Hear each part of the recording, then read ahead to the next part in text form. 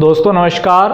Staff selection commission के द्वारा CHSL और स्टेट बैंक ऑफ इंडिया के द्वारा SBI क्लर्क की जो वैकेंसी है, CHSL की तो एग्ज़ाम हो भी रही थी जो पोस्टपोन्ड हो गई है और फिर बाद में निकट भविष्य में बहुत जल्दी होगी।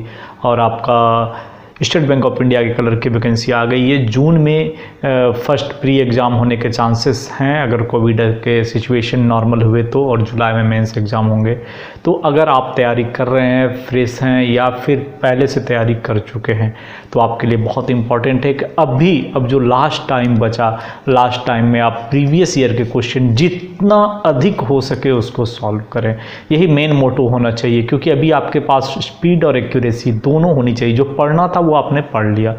तो इसी को देखते हुए हमने आप लोगों के लिए प्रीवियस ईयर के अर्थमेटिक्स यानी कि मैथमेटिक्स के सवाल, बैंकिंग क्लरिकल या SSC CHSL के जो भी प्रीवियस ईयर के या RRB रेलवे के द्वारा पूछे हुए सवाल जो भी हमारे पास मिल पा रहे हैं, मैं उसको एक एक करके पार्ट वाइज आपके लिए सॉल्यूशन के रूप में ला रहा हूं, और छोटे छोटे वीडियोज़ के रूप में, जो कि आप आसानी से 4 सवाल 5 सवाल देख सके। और बहुत ही सिंपल वे में, कोई शॉर्ट ट्रिक नहीं, क्योंकि शॉर्ट ट्रिक बहुत ख़तरनाक होता है। मैं अपनी लाइफ में देखा, तो मैं कभी शॉर्ट ट्रिक पे नहीं जाता हूँ। लॉन्ग ट्रिक को ही बहुत ही कम समय में कैसे बना सकते हैं हम। तो आइए बिना कुछ देर किए शुरू करते हैं। आज तीसरा पार्ट है आपका प्रैक्टिस पेपर का, और इसमें से कुछ अर्थमेटिक बनाने का प्रयास करते हैं। आज का सवाल है CHSL SSC में पूछा हुआ क्वेश्चन है, वो जो स्टाफ सिलेक्शन कमीशन के द्वारा प्रीवियस ईयर में पूछे गए हैं। तो उसके अर्थमेटिक को हम आज करने का प्रयास करते हैं। तो आइए बिना देर के हम लोग शुरू करते हैं। आप देख रहे हैं अपना YouTube चैनल वेवी क्लास, और मैं हूं आपका दोस्त इंजीनियर CM झा। तो दोस्तों बिना देर के हुए आइए शुरू करते हैं बिना किसी लाग लपेट के। तो हम लोगों ने क्वेश्चन नंबर 59 तक कर लिया था, और अगर आपने नहीं देखा है तो पार्ट 1 पार्ट 2 आप हमारे डिस्क्रिप्शन में जाकर लिंक से देख सकते हैं, या सीधे YouTube पे चले जाए, चैनल में आपको मिल जाएंगे अर्थमेटिक प्लेलिस्ट में। और अभी चलिए हम लोग क्वेश्चन नंबर 60 से चालू करते हैं। क्वेश्चन नंबर 60 कह रहा है, यदि 3x - 4 ग्रेटर देन 2 - x/3। बहुत ही सिंपल है। आप पहले, सबसे पहली बात होती है, किसी भी सवाल को आप शांत मन से पढ़िए, जितना समय दे सकते हैं। उसका बनने में उससे आधा समय लगेगा। तो किसी ये सवाल है 3x - 4 ग्रेटर देन 2 - x/3। एक तो ये कंडीशन है, और दूसरा कंडीशन है 3x + 5 ग्रेटर देन 4x - 5। तो मैं आपको बता दूं कि ऐसा सवाल जब भी आए, इसको आप सॉल्व करने पर ना जाएं, क्योंकि यहाँ पे पूछा जा रहा है आपको कि x का मान क्या होगा। यानी इस चारों में से इन्होंने जो आपको ऑप्शन दे के रखा है, इस चारों में से कोई एक ही ऑप्शन है जो इसको परफेक्ट रूप से सेट कर रहा है। तो आप ऑप्शन को ट्राई करके दे सकते हैं, और ऐसा भी नहीं हिट एंड ट्रायल का किसको करके, थोड़ी सी अंदाज भी लगाएंगे कि आपके इस सिचुएशन पे इस चारों में कौन सा ऑप्शन नियर बाय आ रहा है। तभी आप देखिए, अगर हम ए ऑप्शन पे जाएं तो 21 - 4 यानी 17, ये भी हो जाएगा 21/3 7 - 5, ये तो ऑप्शन सेट हो गया। 7 21 + 5 26 28 - 5 23, ये तो पहला ही सेट में हो गया। ये आपका 3x - 4 ग्रेटर आ गया 2x - 3 से, और 3x + 4 भी ग्रेटर आ गया 4x - 7 से। ये कितना आ गया 7 3 या 21 - 4 यानी कि 17, और 2 - x/3 7/3 approx 2 point something, 2 - 2 point something अगर ले लीजिए आप, तो कितना आ जाएगा 0 पॉइंट समथिंग। ये तो बड़ा है ही है, सोचना ही नहीं है। यहाँ भी 21 + 26 और 28 - 23, ये भी बड़ा है। तो दोनों ऑप्शन आपके सेट हो गए। Option A is the correct answer. आप विदिन 10 सेकेंड में ये सवाल का आंसर आप दे सकते हैं। दूसरी सवाल पर और एक चीज़ आप ध्यान देंगे कि जब भी कोई क्वेश्चन सेटर क्वेश्चन सेट करता है ना, वो बिल्कुल बहुत ही चालाकी से करता है। कुछ आसान सवाल के बीच में कुछ टिपिकल सवाल डाल देंगे, और आपको देखने में वो बहुत ही आसान लगेगा, और जब आप बनाने बैठेंगे तो आपके 2-4 आसान सवालों के भी समय लेके पार हो जाए। तो आपको कोशिश करना है, ऐसे कोई भी सवाल जो लगे कि आपको उस समय अधिक ले रहा है, तो या तो उसके लिए बाद के लिए छोड़ दें या छोड़ ही दें, क्योंकि 100 में 100 की ज़रूरत पड़ती नहीं है। अभी हम 61 पे आते हैं। है तो पढ़ने में बहुत ही आसान। एक वेडिंग गाउन पर 25% की छूट दी जाती है तो 32% का लाभ होता है। इफ़ 25% डिस्काउंट देंगे then he gain to 32%। और इफ़ छूट 17% हो तो प्रॉफिट का परसेंट कितना होगा। सवाल पढ़ने में बहुत ही आसान है, लेकिन अगर आप इसको प्रोसेस में जाएंगे तो मे भी बहुत टाइम लगेगा मेरे एक्सपीरियंस के आधार पे। मैं आपको ऐसे सवाल बहुत पूछे जाते हैं बैंकिंग, रेलवे और एसएससी में, तो ऐसे सवाल को बनाने का मैं आपको तरीका बता दूं। जब भी ऐसा सवाल आए आप इसमें ध्यान दीजिए, दो चीज़ आपके पास हैं, क्या क्या है। एक तो 25% की छूट दी गई और 32% का लाभ हो गया। तो ऐसे सभी सवाल में आप सीपी को 100 कर दीजिए। 100 रुपये की सीपी है, कोई दिक्कत नहीं है। इसमें प्रॉफिट कितना हो रहा है उसको 32%, यानी जब भी प्रॉफिट या लॉस होता है किस पे होता है 32% पे। प्रॉफिट है 32%, तो एसपी कितना हो जाएगा इसका, SP is the 132।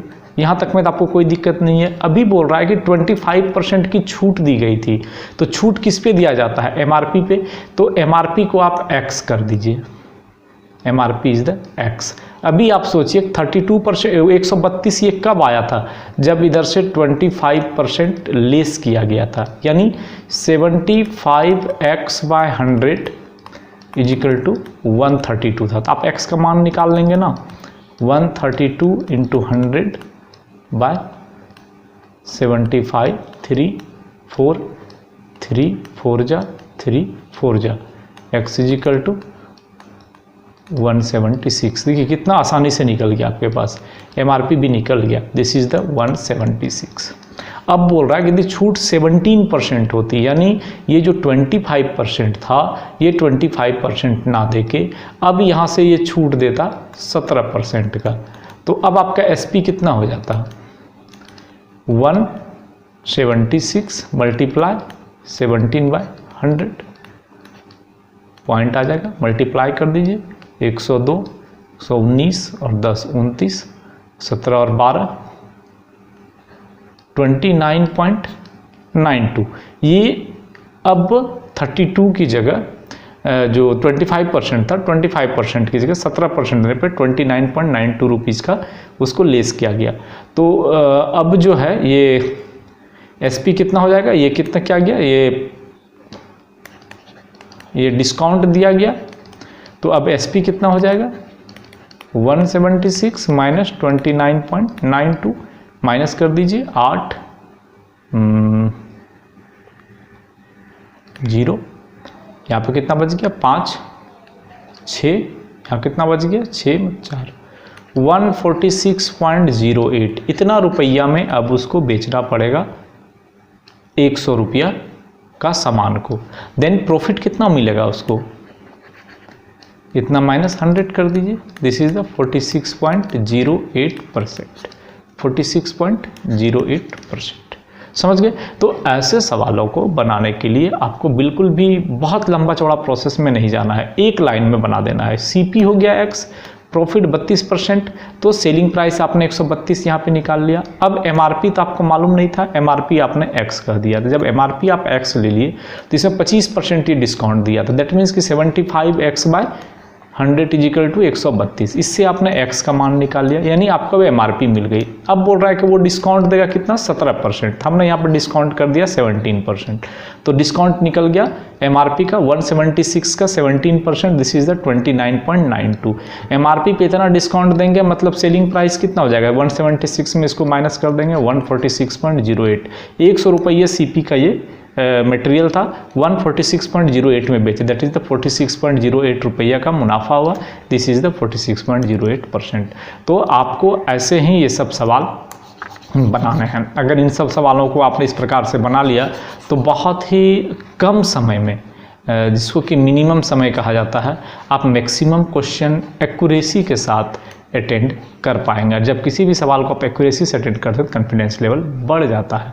Banking, railway, SSC में जिसकी मैथ्स और रीजनिंग प्रॉपर बन गई उसको कोई नहीं रोक सकता है कंप्लीट करने से। क्वेश्चन नंबर 62 पे अगर आप आइए तो ये क्वेश्चन कह रहा है 3x + 2y = 7, 3x + 2y = 7 और 4x - y = 24। आपको x - y का वैल्यू निकालना है, ये ध्यान रखिए। तो अभी आप देखिए यहाँ भी 2 है, यहाँ पर y है, इसको अगर आप 2 से मल्टीप्लाई कर दीजिएगा तो क्या हो जाएगा, इधर भी 2 से मल्टीप्लाई, ये 8x हो जाएगा और ये 2y हो जाएगा और ये 48 हो जाएगा। अब इसको और इसको अगर आप मिल के ऐड कर दीजिए तो ये देखिए ये 2y कैंसिल, 8 और 3 11x आ गया, इधर कितना आ गया 48 और 7 55, 11 5 जा, x का वैल्यू आ गया ना आपके पास 5। अब आप किसी एक में पुट कर दीजिए, y निकल जाएगा, y बराबर 4x माइनस 24, 4 गुने 5 माइनस 24 मतलब 20 माइनस 24 माइनस 4। अब अगर x माइनस वाई की वैल्यू निकालने बोला तो 5 minus 4, 5 plus 4, this is 9, option A, no problem. तो कोई भी सवाल, रेलवे हो, बैंकिंग हो, एसएससी हो, कोई भी सवाल अगर बिना पैनिक हुए बनाना है तो थोड़ा सा शांत मन से, और अगर आपकी तैयारी बहुत अच्छी है देन मैं कुछ सलाह नहीं दूंगा, लेकिन थोड़ी भी कमज़ोर है तो आपको 5-6 घंटे प्रैक्टिस करने पड़ेंगे। ओवर कॉन्फिडेंट को सलाह नहीं दिया जाता है, लेकिन अगर आप थोड़ी भी कमज़ोर हैं तो मैं आपको ये सलाह दूंगा कि आप अभी जितना अधिक हो सके प्रीवियस ईयर के प्रैक्टिस सेट को बनाइए।